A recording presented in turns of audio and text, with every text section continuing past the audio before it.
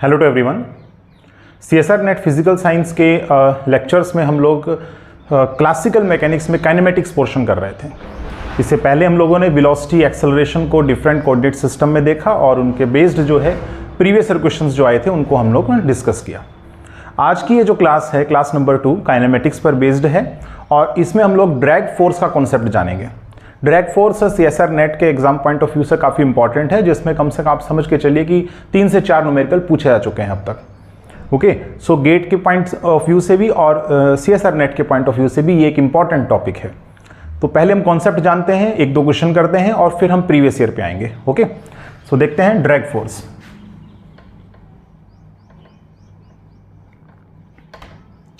सो drag force को हम लोग विस्कस फोर्स भी बोलते हैं या डैम्पिंग फोर्स भी बोलते हैं। ये ड्रैग फोर्स कब लगता है? मान लीजिए हमारे पास कोई फ्लूइड है ना। फ्लूइड का मतलब आप लिक्विड से भी आप समझ सकते हैं या कोई गैसियस सिस्टम भी आप समझ सकते हैं। ठीक है, तो मान लीजिए उसके अंदर कोई भी एक सॉलिड ऑब्जेक्ट है और उस फ्लूइड के अंदर वो मोशन कर रहा है। तो ऐसे केस में जो मोशन वो करेगा जिस डायरेक्शन में, ठीक उसके अपोजिट डायरेक्शन में ये ड्रैग फोर्स लग रहा होता है। So we say that कि drag force is a force that acts in a fluid। Fluid का मतलब यहां लिक्विड प्लस गैस दोनों बातें हो जाती हैं। ठीक है, ठीक है। So it is a type of force that acts in a fluid on a solid body that does motion and the direction of this force is opposite to direction of motion of ball या body. ठीक है, जो भी हमारे पास। ठीक है, तो ये हमारे पास में ड्रैग फोर्स है और ड्रैग फोर्स हमेशा कैसा होता है? ड्रैग फोर्स हमेशा वेलोसिटी डिपेंडेंट होता है। ठीक है, वेलोसिटी डिपेंडेंट। तो इसका बहुत फेमस एक्सप्रेशन जो है आपने लिक्विड के अंदर देखा होगा, जब स्टोक्स लॉ का यूज करते हुए आप लोग लिखते हैं कि एक ड्रैग फोर्स लगता है which is directly proportional to the velocity of that object. Okay, so उसका फॉर्मूला आता है फिजिकल टू 6 पाई ईटा आरवी। तो ये फॉर्मूला आप लोगों ने पढ़ा होगा। तो ड्रैग फोर्स हमेशा क्या होता है? वेलोसिटी डिपेंडेंट होता है। अब इसी ड्रैग फोर्स में जो क्वेश्चन बेस्ड होते हैं वो होते हैं टर्मिनल वेलोसिटी से बेस्ड। ठीक है, 2 टाइप के क्वेश्चन आते हैं। या तो आप लोगों से टर्मिनल वेलोसिटी पूछेगा। टर्मिनल वेलोसिटी का मतलब होता है कि बहुत समय बाद, आफ्टर ए लॉन्ग टाइम, क्या होता है कि एक कांस्टेंट वेलोसिटी ऑब्जेक्ट जो है वो अचीव कर लेता है, जिसको हम टर्मिनल वेलोसिटी कहते हैं। और क्योंकि वो कांस्टेंट वेलोसिटी अचीव कर चुका है तो हम ऐसा कहेंगे कि उसके ऊपर लगने वाला जो नेट फोर्स है वो कितना हो गया? 0 के बराबर हो गया। ओके, तो उस कंडीशन का इस्तेमाल करते हुए हम टर्मिनल वेलोसिटी फाइंड आउट कर सकते हैं। जैसे कि हमारे पास में, अच्छा ये एक चीज और जानिएगा कि टर्मिनल वेलोसिटी कब एक्ट करता है? 2 कंडीशन है उसके लिए कि सिस्टम पर एक तो हमारे पास में जो कांस्टेंट फोर्स है वो एक्ट करना चाहिए यहां पर। ठीक है, सो सिस्टम में कोई ना कोई एक कांस्टेंट फोर्स जरूर होना चाहिए। एग्जांपल के तौर पे जैसे ग्रेविटी है, तो ग्रेविटेशनल फोर्स कितना लगता है? mg। अगर कोई ऑब्जेक्ट नीचे जाएगा तो, और अगर कोई ऑब्जेक्ट वो हम थ्रो कर रहे हैं अपवर्ड डायरेक्शन में तो कितना होगा? -mg। ठीक है, तो यहां पर मास भी कांस्टेंट है और g भी कांस्टेंट है, तो एक कांस्टेंट फोर्स उसके ऊपर लगातार लगता रहेगा। ओके, तो एक कांस्टेंट फोर्स चाहिए हमें। दूसरी चीज जो हमें चाहिएगा वो है हमारे पास ये ड्रैग फोर्स। ठीक है, तो ये ड्रैग फोर्स आपको क्वेश्चन में दे रखा रहता है कि किस प्रकार से वो वेलोसिटी का फंक्शन है। Okay, directly proportional to velocity भी हो सकता है, डायरेक्टली प्रोपोर्शनल टू v² भी हो सकता है। तो इस प्रकार से डिफरेंट क्वेश्चंस में दिया रहता है। ओके, तो कांस्टेंट फोर्स, ड्रैग फोर्स, ये 2 फोर्सेस को लगना जरूरी है। ओके, और फिर उसके बाद हम कहेंगे कि after a long time a constant velocity is achieved. ठीक है, a constant velocity is achieved. ठीक है, जैसे हम लोग क्या कह रहे हैं? टर्मिनल वेलोसिटी कह रहे हैं। ठीक है, एंड आफ्टर दिस, ठीक है, after this net force acting on the body will become 0। ठीक है, तो जैसे कि मान लीजिए हमारे पास ये एक ऑब्जेक्ट है। ठीक है, और ये नीचे की तरफ आ रही है, तो v वेलोसिटी से मान लो नीचे की तरफ ऑब्जेक्ट जो है वो आने लग रहा है और इसके ऊपर ग्रेविटी जो है वो फोर्स लग रहा है mg के बराबर। ठीक है, और पीछे की डायरेक्शन में एक ड्रैग फोर्स लगेगा। जो कि वेलोसिटी डिपेंडेंट है। किस प्रकार से, वो तो क्वेश्चन में दिया रहेगा आपको। तो यहां से अगर मैं नेट इक्वेशन इसका लिखना चाहूं, equation of motion eight any time, किसी भी टाइम पर अप्लाई होता है इक्वेशन ऑफ मोशन, फिर आप उसको इंटीग्रेट करते हैं इनिशियल टू फाइनल, ठीक है। तो अब यहां पर किसी भी टाइम पर आप अगर इक्वेशन ऑफ मोशन लिखना चाहते हैं एट एनी टाइम, ठीक है, तो हम यहां पर लिख सकते हैं कि net force this should equal to, हमारे पास हो जाएगा नेट फोर्स कितना है, देखिए एक्सेलरेशन इस डायरेक्शन में ना, तो mg माइनस एफ डी है ना, mg माइनस में एफ डी हो गया। और नेट फोर्स कितना होता है, मास इनटू एक्सेलरेशन। और बिकॉज हम जानते हैं कि यहाँ पर जो ड्रैग फोर्स है वो वेलोसिटी डिपेंडेंट है, तो आप समझिए इस बात को कि जैसे जैसे हमारे पास ये जो ऑब्जेक्ट है वो नीचे की तरफ आएगा, ठीक है, और ये एफ डी जो है यानी ड्रैग फोर्स है वो हमारे पास डायरेक्टली प्रोपोर्शनल टू वी भी हो सकता है, स्क्वायर भी हो सकता है। तो मैं काम करता हूँ वी की पावर एन मान लेता हूँ, ठीक है। तो जैसे जैसे वो नीचे की तरफ आएगा तो उसकी वेलोसिटी क्या होगा, बढ़ेगा ना, इंक्रीज होगा। किसी भी ऑब्जेक्ट को आप नीचे थ्रो करते हैं तो जीरो स्पीड होती है स्टार्टिंग में, फिर उसके बाद वेलोसिटी इंक्रीज करती है। तो जैसे जैसे वेलोसिटी उसकी इंक्रीज करेगी तो आप देखिए वेलोसिटी इंक्रीज करने से ड्रैग फोर्स भी क्या होगा, स्टार्टिंग में तो बहुत कम लगेगा लेकिन बाद में इसकी वैल्यू ज्यादा चली जाएगी, ठीक है। तो इक्विलिब्रियम कंडीशन आ जाएगा एक आफ्टर ए लॉन्ग टाइम, है ना, एक अधिक समय के बाद में एक हमारे पास क्या आ जाएगा, इक्विलिब्रियम कंडीशन आएगा, जिस समय पे ये ड्रैग फोर्स और ये जो mg लग रहा है ये दोनों आपस में क्या हो जाएंगे, बराबर, ठीक है। तो ऐसे केस में हम कहेंगे कि एफ नेट हमारा क्या हो जाएगा, जीरो हो जाएगा आफ्टर ए लॉन्ग टाइम, ठीक है। तो after a long time we see that mg is equal to F D, और एफ डी का वैल्यू कितना है हम देख सकते हैं, डायरेक्टली प्रोपोर्शनल है, तो हम डायरेक्टली प्रोपोर्शनल में इसको हटाएंगे तो मान लेते हैं कि हमारे पास कांस्टेंट आता है, ठीक है, और v की पावर n हो गया, और v को हम लिखेंगे vt, बिकॉज नाउ वेलोसिटी क्या हो चुकी है, टर्मिनल वेलोसिटी, ठीक है। तो यहां से टर्मिनल वेलोसिटी आप फाइंड आउट इजीली कर सकते हैं। ओके, तो क्वेश्चन में आपको दो ही चीजें देखने को मिलेंगी, या तो एक केस में आपको कांस्टेंट फोर्स और ड्रैग फोर्स लगता हुआ दिखेगा जिसमें आपसे टर्मिनल वेलोसिटी पूछेगा, या फिर हो सकता है कि हमारे पास सिर्फ और सिर्फ ड्रैग फोर्स लगे, कांस्टेंट फोर्स नहीं लगे, वेलोसिटी लगातार चेंज होती रही है, और फिर आपसे पूछे कि बताइए किसी भी समय पर वेलोसिटी कितनी होगी, ठीक है। तो दो प्रकार के क्वेश्चन हो गए, eight any time what is the velocity, और दूसरा क्वेश्चन क्या हो गया, find the terminal velocity after a long time, ठीक है। तो दो प्रकार के क्वेश्चन हमारे पास होते हैं। तो इनसे जुड़े हुए प्रॉब्लम्स जितनी भी हैं उनको हम लोग एक बार देख लेते हैं। सो देखिए, फर्स्ट प्रॉब्लम हम लोग डिस्कस करते हैं। इसमें आपको गिवन है कि ये हमारे पास कोई ऑब्जेक्ट है और ये ऑब्जेक्ट जो है वो अंडर द ग्रेविटी नीचे की तरफ आ रहा है, ठीक है। तो जब ये नीचे की तरफ आएगा तो इसके ऊपर फोर्स लग रहा होगा mg, और पीछे की डायरेक्शन में opposite to the motion there is a drag force, and the value of the drag force is given to you, this is equal to minus kv square, okay. और v velocity से ये नीचे की तरफ आ रहा है, तो m में मान लेते हैं यहाँ पर जो है इसका a जो है एक्सेलरेशन रहा होगा, ओके। तो अब इस केस में आपने क्या फाइंड आउट करना है, क्वेश्चन में पूछा गया है कि बताइए किसी भी टाइम t पर इसका वेलोसिटी कितना होगा, ठीक है। और साथ ही साथ टाइम के साथ में आपने जो वेलोसिटी है ना उसका ग्राफ भी प्लॉट करना है। तो ये इस क्वेश्चन में आपसे पूछा जा रहा है। सो देखिए यहां पर आप देख सकते हैं ये कांस्टेंट फोर्स है, ये हमारे पास क्या है, ड्रैग फोर्स है। तब ये दोनों जब एक्ट कर रहे होते हैं सिस्टम पर तो हमारे पास एक टर्मिनल वेलोसिटी अचीव हो जाती है आफ्टर ए लॉन्ग टाइम, है ना, जिस समय पे ma कितना हो जाता है, जीरो, यानी नेट फोर्स जीरो हो जाएगा। तो ये दोनों आपस में बराबर, और v की जगह पे क्या हो जाएगा, टर्मिनल वेलोसिटी। तो टर्मिनल वेलोसिटी तो आ जाएगा, कैलकुलेट करना आसान है। बट अगर आपसे ये पूछा गया है कि एट एनी टाइम हमारे पास वेलोसिटी कितना होगा, तो फिर आपको थोड़ा इंटीग्रेशन का रूल्स पता रहना चाहिए, फिर आपको इंटीग्रेशन करने पड़ेंगे यहाँ पे, ठीक है। तो सबसे पहले मैं लिखता हूँ equation of motion eight any time, ठीक है। तो किसी भी टाइम पर अगर हम इक्वेशन ऑफ मोशन इस सिस्टम का लिखना चाहेंगे एट एनी टाइम, तो मेरे पास हो जाएगा net force which is nothing but ma, और इसी डायरेक्शन में लग रहा है mg, और माइनस में हो जाएगा kv स्क्वायर, ठीक है। आप सोचेंगे माइनस ऑफ माइनस, नहीं, देखो ये अपोजिट डायरेक्शन में लग रहा है kv स्क्वायर ही, बट ये नेगेटिव साइन सिर्फ और सिर्फ उसकी डायरेक्शन को बता रहा था कि मोशन के अपोजिट साइन है, ठीक है। तो हमारे पास ये नीचे डाउनवर्ड डायरेक्शन को हम लोगों ने पॉजिटिव अज्यूम किया है, और अपवर्ड डायरेक्शन को नेगेटिव अज्यूम करके हमने ये इक्वेशन को लिख दिया, ओके। तो अब यहां से आपने वेलोसिटी भी निकालना है। आप देखिए जैसे जैसे यहां पर वेलोसिटी बढ़ता चला जाएगा, वेलोसिटी जैसे जैसे इंक्रीज होगा, तो आप देखेंगे कि ये जो ड्रैग फोर्स है ये भी इंक्रीज करेगा, ठीक है। और एक ऐसा टाइम आएगा जिस समय पे ड्रैग फोर्स और ये जो mg है दोनों आपस में बराबर रहेगा, and a constant velocity is achieved, ठीक है। तो अब देखिए यहां पर जैसे वेलोसिटी वेरिएबल है ना, ठीक है, that means this quantity is variable but this is constant, so ma is also a variable, that's why जो एक्सेलरेशन है इसको आप लिखेंगे dv/dt, और फिर आप वेरिएबल सेपरेबल मेथड लगा करके इंटीग्रेट करके आसानी से वेलोसिटी निकाल सकते हैं, ठीक है। तो यहां से एक काम करते हैं, a का वैल्यू हो जाएगा g माइनस में k/m और v स्क्वायर, और a को हम लिख सकते हैं dv/dt, और अब वेरिएबल सेपरेबल कर लीजिए आप लोग। तो मेरे पास आ जाएगा dv divide by g minus में k/m और v square, and this should equal to dt, और दोनों तरफ मैंने इंटीग्रेट कर दिया। ठीक है, तो स्टार्टिंग में तो इसका वेलोसिटी कितना रहा होगा, 0 रहा होगा, और किसी भी टाइम पर पूछा है आपसे तो मान लेते हो टाइम t है जब इसकी वेलोसिटी कितनी रही होगी, v रही होगी। ठीक है, तो v ही आपने मालूम करना है किसी भी टाइम t पर। तो RHS तो सोल्व करना बहुत आसान है, ये तो t के बराबर हो गया। ठीक है, सिर्फ और सिर्फ ये बचा। अब इसका हम लोग इंटीग्रेशन कैसे करेंगे, देखिए अगर यहाँ पर v² नहीं होता, सिर्फ और सिर्फ v होता, तो फिर सिंपली नेचुरल लॉगरिथम हो जाता है ना, 1/x dx होता है हमारे पास ln of x, तो सिंपल ये हो जाता है हमारे पास। लेकिन क्योंकि यहाँ v² है तो ये फॉर्मूला नहीं लग सकता है। अब जो फॉर्मूला लगेगा, आप देखिए ये हमारे पास x² बन रहा है ना, तो यहाँ इस क्वांटिटी में आप a² बनाइए। तो एक इंटीग्रेशन होता है क्लास 12th में dx divide by a² minus x²।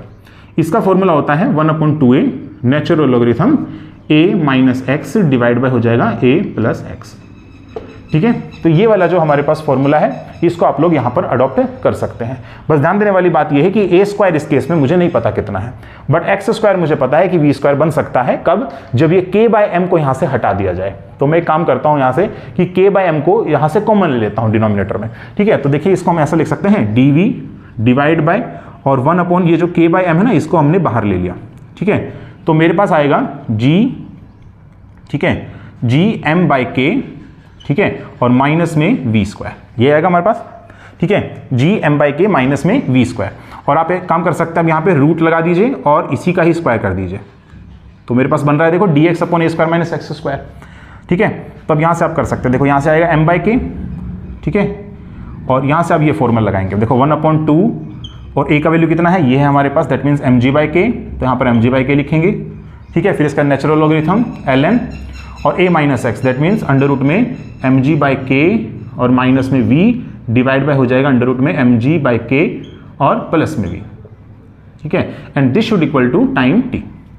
ठीक है, बस अब यहाँ से आपने क्या निकालना है, टाइम t निकालना है। अच्छा, ये क्वांटिटीज कुछ कैंसिल आउट होती नजर आ रही हैं, तो आप यहाँ से लिख सकते हैं 1/2, ठीक है, और अंडर रूट में हो जाएगा हमारे पास में m/k।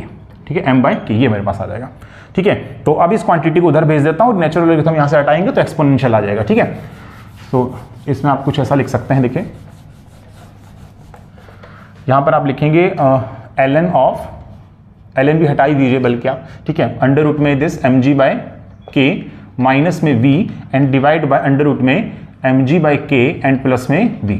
ठीक है, दिस शुड इक्वल टू, और इसका आप उधर लेकर के गए थे तो हमारे पास हो जाएगा 2 अंडर रूट में mg/k और इंटू में t, और फिर यहाँ पर नेचुरल लॉगरिथम जो आ रहा था उसको हटाएंगे तो इधर आ जाएगा एक्सपोनेंशियल। ठीक है, और अब आप क्रॉस मल्टीप्लाई करके यहाँ से वेलोसिटी v फाइंड आउट कर सकते हैं। ओके, एक और तरीका भी है, देखिए ये a/b is equal to c और डिवाइड बाय d बन रहा है ना, तो जब ऐसी कंडीशन जब बनती है ना तो आप कंपोनेंडो डिविडेंडो रूल लगा के आसानी से फाइंड आउट कर सकते हैं।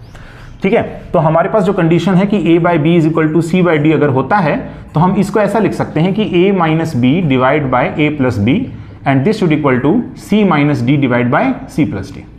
ठीक है, तो अगर आप ये वाला फॉर्मूला यहाँ पर अडॉप्ट करेंगे तो हमारे पास आ जाएगा लेफ्ट हैंड साइड में, आप देखिए a माइनस b यानी कि दिस माइनस दिस। ठीक है, तो दिस माइनस दिस करेंगे तो कितना आएगा हमारे पास, ये दोनों तो cancel out and we are getting minus 2b divide by हो जाएगा a प्लस b, यानी दोनों को ऐड करना है तो हमारे पास हो जाएगा 2 और अंडर रूट में हो गया mg/k। ठीक है, and this should equal to c minus d यानी दिस माइनस दिस, तो हमारे पास हो जाएगा e और इसकी पावर 2 अंडर रूट में mg/k और t और माइनस में 1 और डिवाइड बाय प्लस 1 हो जाएगा, तो e की पावर 2 अंडर रूट में mg/k और ये t और प्लस में 1 हो गया। ठीक है, अच्छा यहाँ से कुछ कैंसिल आउट, बिल्कुल ये कैंसिल आउट हो रहा है यहाँ से, और वेलोसिटी v फाइंड आउट करना था तो इस टर्म को उधर भेज देते हैं, तो v इज इक्वल टू हमारे पास हो गया माइनस साइन के साथ आ रहा है ना। ठीक है, तो वो उसमें डिपेंडेंसी नहीं है, आप लोग मैग्नीट्यूड वाइज देख रहे हैं, तो हमारे पास हो जाएगा अंडर रूट में k/mg। ठीक है, और देखिए यहाँ पर ये जो हमारे पास है तो कुछ ऐसा नजर नहीं आ रहा आपको, e की पावर 2x, ठीक है, -1 डिवाइड बाई e की पावर 2x प्लस 1, ऐसा कुछ बन रहा है ना, तो ये हमारे पास होता है tan हाइपरबोलिक। ठीक है, तो देखो tan हाइपरबोलिक x का फॉर्मूला होता है e की पावर x माइनस e की power minus x divide by e की पावर x प्लस e की पावर माइनस x। तो अगर मैं न्यूमरेटर डिनोमिनेटर दोनों में e की पावर माइनस x से डिवाइड कर देता हूं तो मेरे पास इसी को आप लिख सकते हैं e की पावर 2x माइनस 1 और डिवाइड बाई e की पावर 2x प्लस 1, जैसा कि यहां लिखा हुआ है। ठीक है, बस ध्यान देने वाली बात यह है कि जो x है वो कितना है, तो x को आप देखिए ध्यान से, हमारे पास x का वैल्यू दे रखा है अंडर रूट में mg/k और इंटू में t। ठीक है, तो बस यहां पर आप लिख दीजिए tan हाइपरबोलिक। ठीक है, और ये जो भी हमारे पास x है उसका वैल्यू मैं रख देता हूं अंडर रूट में mg/k और यहां पर हो गया हमारे पास t। ठीक है, और ध्यान दीजिए ये जो वैल्यू है अंडर रूट k/mg, क्या ये वैल्यू कुछ हमें रिप्रेजेंट करके दे रहा है क्या? ठीक है, देख लेते हैं एक बार। आफ्टर ए लॉन्ग टाइम मैंने कहा था कि नेट फोर्स 0 हो जाएगा बॉडी पर। ठीक है, तो हम ऐसा कहेंगे कि जो ड्रैग फोर्स है और साथ ही साथ जो कांस्टेंट फोर्स है दोनों आपस बराबर। ठीक है, तो ड्रैग फोर्स है kv² के बराबर और जो हमारे पास ये कांस्टेंट फोर्स लग रहा था दैट वाज ग्रेविटी यानी mg। ठीक है, तो यहां से आप देख सकते हैं कि v का वैल्यू आ जाएगा अंडर रूट में mg/k। ठीक है, और ये हमारे पास टर्मिनल वेलोसिटी आएगा ना, तो टर्मिनल वेलोसिटी के टर्म्स में भी आप इसको लिख सकते हैं। ठीक है, अच्छा ये v हमारे पास आएगा ना, तो mg/k आएगा ना यहाँ से। ठीक है, इधर इसको मल्टीप्लाई करेंगे तो mg/k ही रहेगा भाई यहाँ पे। ठीक है, इन्वर्स थोड़ी ना होगा, तो आप इसको हम लिख सकते हैं vt, है ना, टर्मिनल वेलोसिटी। तो ये काफ़ी जाना माना हमारे पास एक्सप्रेशन है, बहुत इंपॉर्टेंट रहेगा आप लोगों के लिए कि हमारे पास जो वेलोसिटी है एट एनी टाइम t वो tan हाइपरबोलिक फंक्शन की तरह बिहेव कर रही है। अब tan हाइपरबोलिक का जो ग्राफ होता है, ठीक है, वो आप देखते भी होंगे, स्टैटिस्टिकल मैकेनिक्स में भी आता है। ठीक है, जब आप स्पिन्स जो होते हैं, ठीक है, मैग्नेटिक स्पिन्स, जब उनको आप मैग्नेटिक फील्ड में रखते हैं, ठीक है, तो उनका डिफरेंट ओरिएंटेशन होता है और इंट्रैक्शन जब होगा तो इंट्रैक्शन हैमिल्टोनियन से आप लोग जो है वैल्यू कैलकुलेट करते हैं, पार्टीशन फंक्शन, है ना, मैग्नेटिक ससेप्टिबिलिटी, ये सब फाइंड आउट करते हैं आप लोग। तो देखेंगे आप जो ससेप्टिबिलिटी या मैग्नेटाइजेशन फाइंड आउट करेंगे ना, उसमें tan हाइपरबोलिक आता है और tan हाइपरबोलिक का जो ग्राफ है वो कुछ इस प्रकार से आएगा। ठीक है, और ये ग्राफ आना भी चाहिए, देखिए ये ग्राफ हमारे पास आना भी चाहिए। क्यों? क्योंकि आप जानते हैं कि जब वेलोसिटी और टाइम के बीच ग्राफ बनाएंगे तो शुरुआती दौर में जब वो ऑब्जेक्ट नीचे की तरफ जा रहा होगा तो वेलोसिटी धीरे धीरे बढ़ रहा होगा, तो वेलोसिटी धीरे धीरे इंक्रीज होगा, but after a long time velocity constant हो गया और that constant velocity is nothing but this terminal velocity and the value of the terminal velocity we know this value is under root mg/k। अच्छा, ये अलग से निकालने की आवश्यकता भी नहीं है, आप यहां से भी इसको देख सकते हैं कि जब टाइम इन्फिनिटी को अप्रोच करेगा, बहुत ज्यादा हो जाएगा आफ्टर ए लॉन्ग टाइम, तो जो tan हाइपरबोलिक x होता है this tends to 1 actually. Okay, so v is equal to कितना हो गया, vt के बराबर हो गया, सो अंडर रूट mg/k। तो मैं इसको वैल्यू भी लिख देता हूं, this should equal to under root mg/k। ठीक है, तो काफी अच्छा है हमारे पास ये न्यूमेरिकल है। ओके, नेक्स्ट देखते हैं। अच्छा, नेक्स्ट क्वेश्चन हम लोग डिस्कस कर रहे हैं, सेकंड क्वेश्चन, जिसमें हमें गिवन है कि हमारे पास एक ऑब्जेक्ट है और वो कांस्टेंट स्पीड जो है ना हमारे पास v नोड से वो मान लेते हैं मूव करने लग रहा है। ठीक है, v नोड स्पीड से मतलब वो मूव कर रहा है, कांस्टेंट नहीं। ठीक है, तो ऐसे केस में हम मान के चल रहे हैं कि इसके ऊपर एक ड्रैग फोर्स लग रहा है अपोजिट डायरेक्शन में, which is directly proportional to the velocity. ठीक है, दैट मीन्स हम कहेंगे कि जो ड्रैग फोर्स लग रहा है इस क्वेश्चन में दैट वाज -kv। ठीक है, और v नोट स्पीड से मान लेते हैं वो मूव कर रहा है, तो हम ऐसा कहेंगे कि जब time t is equal to 0 था तो उसका जो वेलोसिटी है वो v नोट है। तो आपसे पूछा जा रहा है कि किसी टाइम t के ऊपर जो वेलोसिटी है उसका वैल्यू कितने के बराबर होगा। ठीक है, और साथ ही साथ में वेलोसिटी और टाइम के बीच ग्राफ भी आपने प्लॉट करना है। ठीक है, तो आप सोच रहे होंगे कि वेलोसिटी और टाइम के बीच ग्राफ प्लॉट करने की आवश्यकता क्या है, तो सिर्फ ग्राफ हमारे पास इस प्रकार से आ जाना चाहिए ना, यहाँ पर वेलोसिटी कुछ v नोट रहा होगा और फिर थोड़ी देर बाद एक कांस्टेंट वेलोसिटी अचीव हो जाएगी। ठीक है, तो लेकिन ऐसा यहाँ पर नहीं होगा। ठीक है, ये ग्राफ नहीं है यहाँ पर। ठीक है, इसका कारण क्या है, इसका कारण ये मैंने आपको बताया था कि कांस्टेंट वेलोसिटी तभी अचीव होगा जब सिस्टम पे एक कांस्टेंट फोर्स लग रहा होगा और साथ ही साथ एक ड्रैग फोर्स लग रहा है। ठीक है, तो ड्रैग फोर्स तो मुझे दिख रहा है यहाँ पे, लेकिन एक कांस्टेंट फोर्स मुझे यहाँ नजर नहीं आ रहा है। ठीक है, तो इस सिस्टम में क्योंकि कोई कांस्टेंट फोर्स नहीं है, इसका मतलब ये वाला इस प्रकार से डायग्राम नहीं आने वाला है। ठीक है, तो हमें कैलकुलेट करना पड़ेगा। तो कैसे कैलकुलेट करेंगे, वही आप इक्वेशन ऑफ मोशन लगा दीजिए एट एनी टाइम, है ना, एट एनी टाइम। तो किसी भी टाइम के ऊपर जब आप इक्वेशन ऑफ मोशन लिखेंगे इसकी, तो हमारे पास हो जाएगा net force this should equal to mass into acceleration. ठीक है, और क्योंकि हमारे पास में -kv है ना, यही ड्रैग फोर्स ही तो एक्ट कर रहा है सिर्फ और सिर्फ इसके ऊपर। ठीक है, तो हमारे पास हो जाएगा this should equal to -kv। ठीक है, या हम ऐसा भी कह सकते हैं दोनों आपस में बराबर हो जाएगा। ठीक है, माइनस लिखने की आवश्यकता भी नहीं। ठीक है, माइनस वैसे दे रखा है तो आप लिखेंगे वैसे। ठीक है, यहाँ माइनस साइन लिख सकते हैं, या फिर आप ऐसा भी कहेंगे कि क्योंकि एम ए की डायरेक्शन हम देख सकते हैं कि इस डायरेक्शन में है और इसके अपोजिट डायरेक्शन में ये था, तो -kv आप लिख सकते हैं यहाँ पे। ओके, तो अब यहाँ पर आप लिखेंगे एम ए या ए निकाल लीजिए आप यहाँ से सिंपल। ठीक है, तो acceleration a is equal to -kv divide by M. और क्योंकि आप देख रहे हैं कि जो वेलोसिटी है वो वेरिएबल है, शुरुआती दौर में v नोड है, बाद में चेंज होती रही है, तो ऐसे केस में एक्सेलरेशन भी वेरिएबल होगा, तो एक्सेलरेशन को आप लिख सकते हैं dv/dt। ठीक है, और अब आप क्या करिए यहाँ से कि जो हमारे पास वेलोसिटी वाली टर्म है उनको एक तरफ कर लेते हैं, तो मेरे पास हो जाएगा dv/v सिंपल। ठीक है, this should equal to -k dt/m। ठीक है, और अब मैं इंटीग्रेट कर देता हूँ। तो यहाँ पर इसके इंटीग्रेशन का जो हमारे पास आएगा, ठीक है, वो कितना आएगा, वी नोड से लेकर के कुछ मान लेते हैं वेलोसिटी कितना है v, ठीक है, at any time t। Okay, और यहाँ पर हमारे पास जो इंटीग्रेशन होगा शुरुआती दौर में टाइम 0 रहा होगा और अब टाइम मान लेते हैं स्मॉल t है। ओके, तो यहाँ पर हो जाएगा ln, ठीक है, और ये हो जाएगा v, और लिमिट जा रहा है वी नोड से लेकर के v तक, and this should equal to minus के टी डिवाइड बाई एम, ठीक है। ओके, अब यहाँ से हमारे पास हो जाएगा ln ऑफ v माइनस में ln v नोड, जिसे आप लिख सकते हैं ln of v by V naught v, और ये वैल्यू मेरे पास है माइनस के T by M. Natural logarithm हटाएंगे तो उधर एक्सपोनेंशियल आएगा, so we are getting v by V naught, this is equal to E की पावर माइनस के टी बाई एम, और you say that v is equal to हमारे पास हो गया वी नोड ई की पावर माइनस के T by M. So this is our velocity. और अब आपसे क्योंकि ग्राफ पूछा गया है वेलोसिटी और टाइम के बीच में, तो आप देख सकते हैं ग्राफ किस प्रकार का बनेगा, तो आप कहेंगे कि एक्सपोनेंशियली डिक्रीज करता हुआ ग्राफ बन रहा है, ठीक है। तो ग्राफ बिल्कुल सिंपल हो गया, इस प्रकार से आप ग्राफ बना सकते हैं इस केस में एक्सपोनेंशियली डिक्रीज करते हुए, ठीक है। So this is velocity versus time का जो ग्राफ रहेगा, this was the answer. Okay, चलिए नेक्स्ट क्वेश्चन देखते हैं। तो इसमें हम लोग क्या कर रहे हैं कि जो फर्स्ट क्वेश्चन हम लोगों ने डिस्कस किया था कि under the influence of the gravity a body या object will be fall downward, so same question हम लोग ले रहे हैं, लेकिन क्वेश्चन का हल्का सा मॉडिफिकेशन हम लोग करेंगे, ठीक है। तो मॉडिफिकेशन ये है कि find the velocity as it, यानी एज इट मतलब as the object hits the earth, ठीक है। अज्यूम कीजिए कि जो उसकी हाइट है वो कितनी थी, h थी, है ना, h हाइट से वो ऊपर से जो है नीचे फॉल किया गया, ठीक है। सो अब देखिए इसका डायग्राम हम लोग बनाते हैं। तो इसका डायग्राम यहाँ पर मान लेते हैं हमारे पास टाइम कितना था, 0 था, और यहाँ पर टाइम कितना हो गया, t is equal to t है, ठीक है।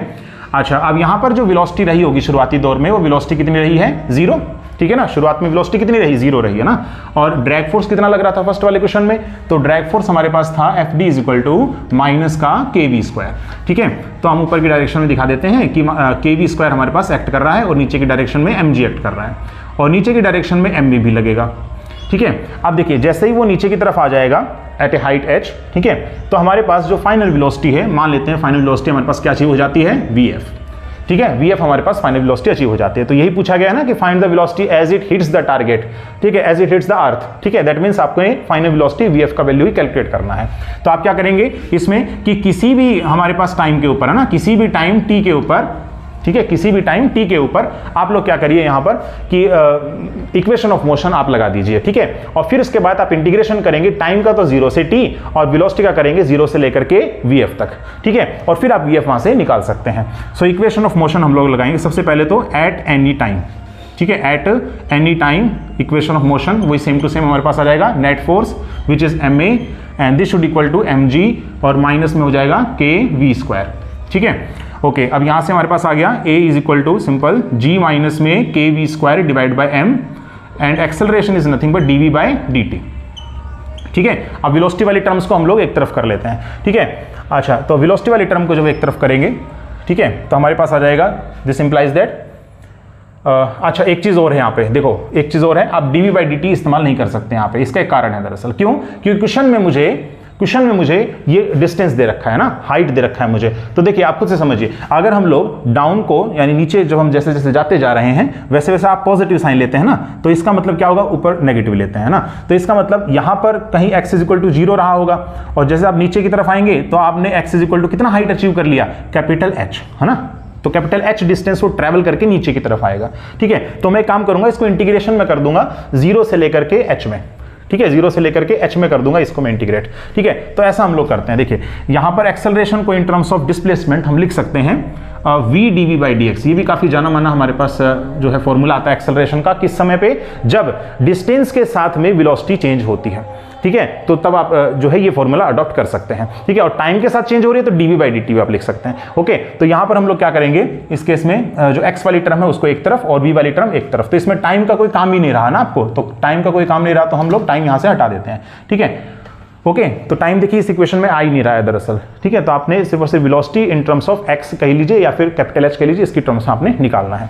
तो आप वेलोसिटी वाली टर्म एक तरफ कीजिए, तो हमारे पास हो जाएगा v dv डिवाइड बाय हो गया g माइनस में K V square divide by m हो गया, ठीक है, integration, and this should equal to, यहां से हमारे पास हो जाएगा, ठीक है, हाँ, यहां से हो जाएगा dx, ठीक ठीक है, और इंटीग्रेशन। तो ये हमारे पास है 0 से लेकर के h तक जा रहे हैं, तो 0 से लेकर के h तक, और जो हमारे पास वेलोसिटी है दैट गोज फ्रॉम 0 से लेकर के vf तक, तो 0 से लेकर के vf। बस अब इसे सोल्व ही तो करना है जस्ट, ठीक है। तो हम क्या करेंगे कि जो हमारे पास डिनोमिनेटर है, आप देख सकते हैं यहाँ v² है और ऊपर क्या है vdv है, तो सिंपल आपको पता चल रहा होगा कि हम अगर डिनोमिनेटर में कुछ पुट कर दें, मान लेते हैं इसको z मान लेते हैं, तो मेरे पास ये ऊपर न्यूमरेटर में जो है ये आ सकता है ना। तो कैसे आएगा, तो लेट कर लेते हैं एक बार, है ना। तो लेट करते हैं हम यहाँ से कि g माइनस में kv² डिवाइड बाय m को हम लोग z मान लेते हैं, तो मेरे पास आ जाएगा यहाँ से माइनस का 2kv dv divide by m, this should equal to dz, ठीक है, ओके। तो अब यहाँ से मेरे पास आ गया v dv का value, this is equal to minus m dz divide by हो गया हमारे पास 2k, ठीक है। और अब क्या करेंगे, ये हमारे पास v dv का वैल्यू है ना, तो यहाँ पर पुट कर देंगे, ठीक है, v dv का वैल्यू हम यहाँ पर पुट कर देते हैं। So we are getting minus m by 2k, तो इसे हम बाहर ले सकते हैं, और मेरे पास आ जाएगा dz बाई z, ठीक है, और 0 से लेकर के vf तक, and this should equal to, ये हो गया हमारे पास h, ठीक है, h के बराबर है।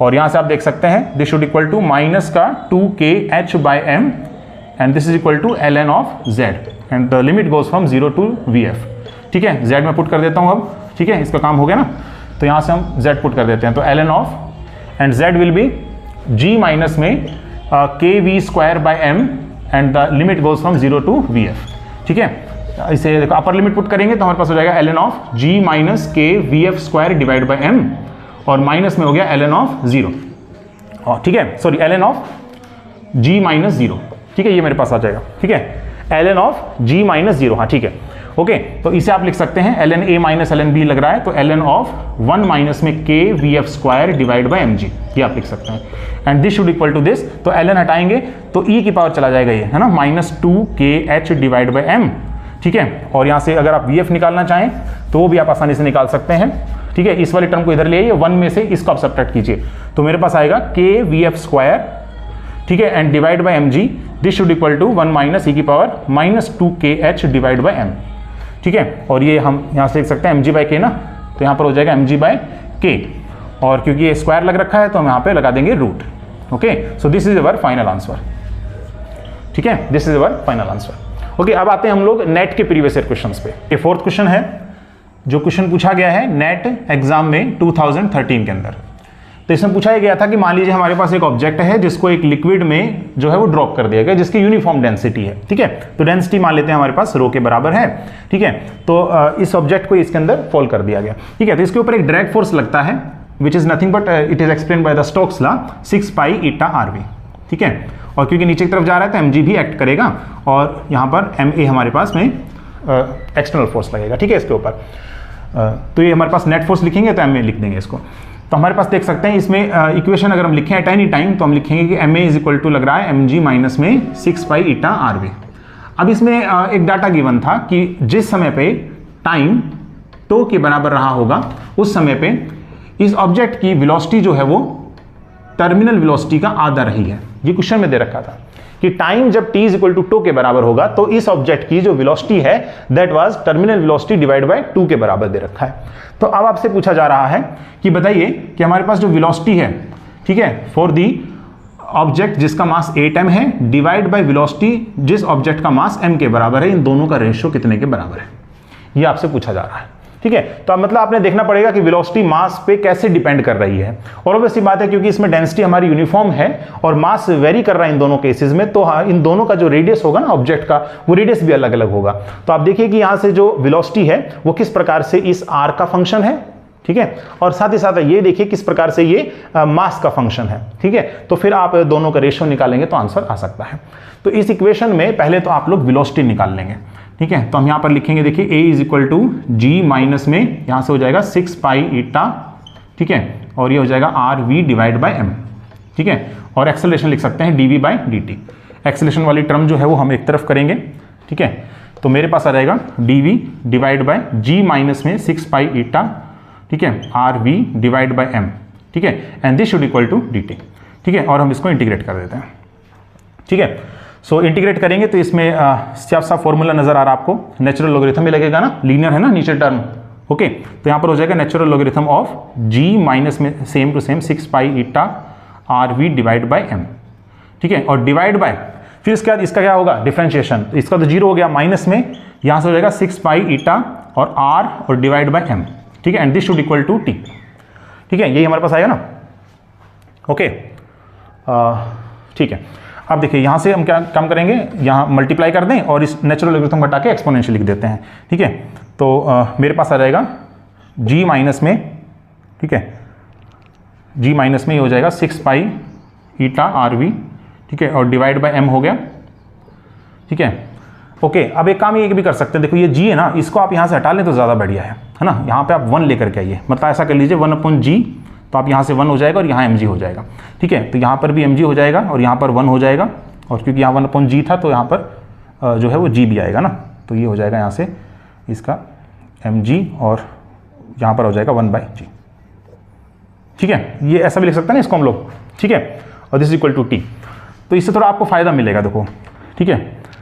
तो मेरे पास ये हो जाएगा, सिंपली आप इसको इधर मल्टीप्लाई कर देते हैं अगर, तो मेरे पास आ जाएगा यहाँ से e की पावर माइनस, ठीक है,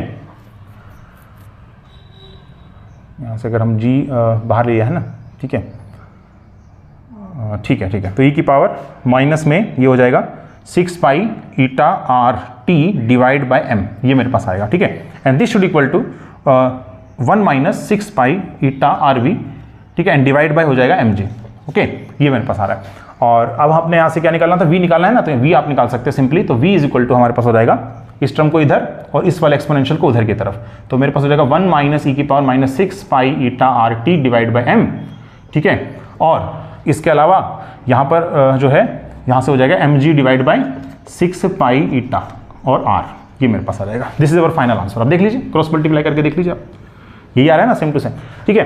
अच्छा, अब जो है ना टर्मिनल वेलोसिटी के टर्म्स में आप और फाइंड आउट कर लीजिए, क्योंकि हमें क्वेश्चन में के अकॉर्डिंग दे रखा है ना कि वेलोसिटी टर्मिनल वेलोसिटी के हाफ है, तो आप एक काम कीजिए, इसको आप लोग ऐसा लिख सकते हैं, इसमें अगर हम लोग टर्मिनल वेलोसिटी फाइंड आउट करेंगे तो आप ऐसा लिखेंगे कि ma यानी नेट फोर्स 0 हो जाएगा, and this is equal to mg minus 6 pi eta और r, और वेलोसिटी हो जाएगा terminal velocity, so I am getting 6 pi eta r vt, this is equal to mg, और यू से दैट कि terminal velocity मेरे पास आ गया mg divide by 6 pi eta r, ठीक है। तो आप देख सकते हैं mg upon 6 pi eta r, ये हमारे पास यहाँ है, ठीक है, तो इससे मैं vt लिख देता हूँ, तो दिस इंप्लाइज दैट कि जो वेलोसिटी है this is nothing but terminal velocity and multiplied this term, ठीक है, 1 माइनस में e की power minus 6 pi eta r t divide by m, ठीक है। अब जो डाटा मुझे दे रखा है उसका हम यूज कर लेते हैं, ठीक है। तो डाटा के अकॉर्डिंग मुझे गिवन है कि किसी भी टाइम t के ऊपर, ठीक है, ठीक है, t is equal to tau के ऊपर जो v का वैल्यू है दैट वाज vt बाई 2, तो यहाँ पर हम रखते हैं, तो मेरे पास आ जाएगा 1/2, this is equal to 1 minus E की power minus 6 pi eta R T by M, ठीक है, ओके। तो इसमें हम लिखेंगे यहाँ से आ जाएगा माइनस हाफ, ठीक है, and this is equal to minus E की power minus 6 pi eta R T by M, ठीक है, यहाँ से टो मिल सकता है ना आपको यहाँ से, ठीक है, तो देखो माइनस से माइनस कैंसिल आउट हो गया, ठीक है, नेचुरल लॉगरिथम लेंगे दोनों तरफ तो माइनस ln2 हो गया, और इधर से कितना आएगा minus 6 pi eta R tau divide by M हो गया, और ये माइनस से माइनस कैंसिल आउट हो गया, तो टो का वैल्यू आप यहाँ से निकाल सकते हैं, ठीक है। तो एक्चुअल में यहाँ पर टो का वैल्यू हो गया, ठीक है, m, और यहाँ से हो जाएगा अपॉन में 6 पाई ईटा आर ln2, ठीक है, so this is our tau, ठीक है, ओके। तो आपने जो है ना इसमें फाइंड आउट ये करना था, मैंने मिस्टेकनली शायद जो है ना लिख दिया टर्मिनल वेलोसिटी का रेशो, तो वो तो आसानी हो जाएगा, टर्मिनल वेलोसिटी का रेशो तो आप देख सकते हैं, टर्मिनल वेलोसिटी का ये वैल्यू आ रहा है, तो ये तो आसान हो जाएगा। तो आप क्या कीजिए, यहाँ से इसमें पूछा गया था टो फॉर दी पार्टिकल जिसका मास 8m है डिवाइड बाई टो जिसका मास कितना है m के बराबर है, ठीक है। तो आप देख सकते हैं कि जो टो है वो डिपेंडेंसी उसकी मास और रेडियस पर किस प्रकार से है, m अपॉन r है, ठीक है। तो जब आप ये रेशो फाइंड आउट करेंगे तो मेरे पास कितना आएगा, देखो 8m मास है डिवाइड बाय रेडियस, तो आप खुद से सोचिए कि अगर कोई मास m है, ठीक है, अगर कोई मास m है और उसका रेडियस r है तो m बाय r लिखेंगे उसके लिए, देखो m बाय r इसके लिए लिखा मैंने, ठीक है। लेकिन जब मास 8m हो जाएगा तो इसकी रेडियस कितनी हो जाएगी ऑब्जेक्ट की, वो आप मुझे बताइए, ठीक है, such that density should be uniform, ठीक है, जो ऑब्जेक्ट है ना उसकी डेंसिटी क्या है, यूनिफॉर्म है इस केस में, ठीक है।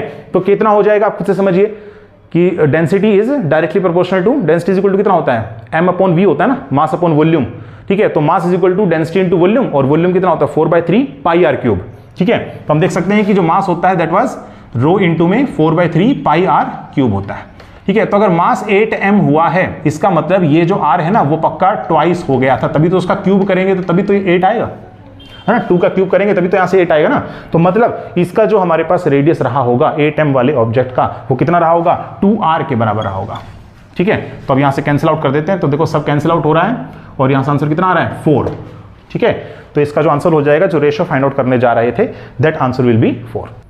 देखिए ये लास्ट क्वेश्चन हम लोग डिस्कस कर रहे हैं, फिर एक नेट का और क्वेश्चन है, वो आप लोग खुद से ट्राई कीजिएगा। ठीक है, तो वो हम आपको स्क्रीन पे शो कर देंगे। ठीक है, सो देखिए ये है नेट 2019 का क्वेश्चन। ठीक है, नेट 2019 का क्वेश्चन है, बिल्कुल आसान सा क्वेश्चन पूछा गया था अभी। ठीक है, तो इसमें ये था कि हमारे पास कोई ऑब्जेक्ट है जो एक्स डायरेक्शन में मूव कर रहा है। ठीक है, एक्स डायरेक्शन में कोई ऑब्जेक्ट जो है वो, जिसका मास m है, वो मूव करने लग रहा है। तो इसके ऊपर एक हमारे पास में डैम्पिंग फोर्स लग रहा है, and that damping force is nothing but -kv²। ठीक है, ये हमारे पास में डैम्पिंग फोर्स लग रहा है इसके ऊपर। तो आपने फाइंड आउट ये करना था, गिवन ये था कि हमारे पास जब टाइम 0 रहा होगा उस समय पे वेलोसिटी समथिंग v0 है। ठीक है, जिस समय पे टाइम 0 रहा होगा उस समय वेलोसिटी कितनी है, v0 है। ठीक है, तो आपने यहाँ से फाइंड आउट ये करना है कि किसी भी टाइम पर, ठीक है, किसी भी टाइम t के ऊपर वेलोसिटी कितना होगा, ये आपसे पूछा जा रहा है। ठीक है, तो नेट 2019 का क्वेश्चन है, बहुत आसान क्वेश्चन है। देखिए सिंपल, आप बताइए यहाँ पे कोई किस तरह का कांस्टेंट फोर्स लग नहीं रहा, इसका मतलब इधर की तरफ ma, इधर की तरफ kv², दोनों का आप लोग जो है क्या कर सकते हैं, इक्वेट कर सकते हैं। तो ma is equal to nothing but -kv²। ठीक है, so ma is equal to -kv², ये हमारे पास हो गया। तो हम यहाँ से लिखेंगे, देखिए a इज इक्वल टू हो गया हमारे पास -kv² डिवाइड बाई m के बराबर हो गया, and acceleration is nothing but dv/dt। ठीक है, अब वेलोसिटी वाले टर्म एक तरफ कर लेते हैं, तो मेरे पास आ जाएगा -k/m।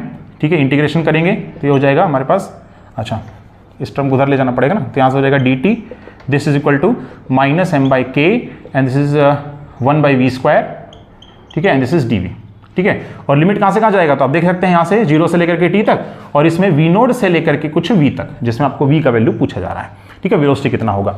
ओके, तो यहाँ से हमारे पास हो जाएगा, ठीक है, t इज इक्वल टू, ठीक है, -m/k, और ये कितना है, v की पावर -2 है ना, तो v की पावर -2 का इंटीग्रेशन कितना होगा, तो ये हो जाएगा हमारे पास v की पावर -2 + 1 डिवाइड बाय हो गया हमारे पास -2 + 1, और लिमिट जा रहा है हमारे पास v0 से लेकर के v तक।